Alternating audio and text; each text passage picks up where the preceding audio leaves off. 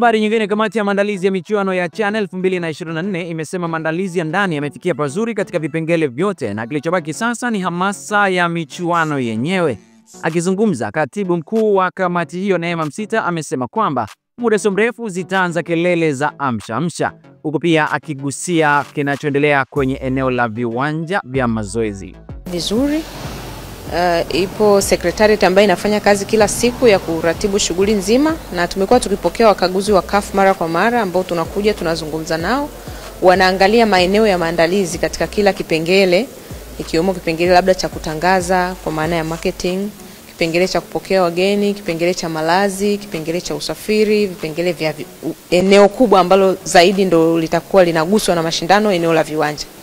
Kwa kila walichokuwa wakituambia tumeendelea kukiimarisha na kukiboresha, na tunashukuru kwamba hatua tuliopiga mpaka sasa ni kubwa.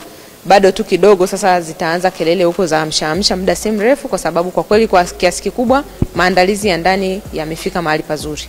Kwa upande wa viwanja pia tunamshukuru Mungu, mwanzo tulisumbuliwa sana na eneo la pitch sasa kwenye viwanja vya mazoezi, lakini serikali iliamua kufanya maboresho zaidi kwa kutafuta kampuni ambayo ina utaalamu na pia ina leseni inatambulika na CAF na FIFA, na kweli wamekuja pale Gymkhana Law School na Meja Isamuyo wamefanya kazi kubwa sana, karibu almost tuseme wako asilimia kama 70 au 80. Kilichobaki sasa ni umwagiliaji tu, kwa sababu seeding imeshafanyika, mbolea, leveling na kila kitu. Kwa hiyo kilichobaki ni umwagiliaji na kukata na kuendelea kuviboresha kwa ajili ya kusubiri mwezi wa 8 utakapofika.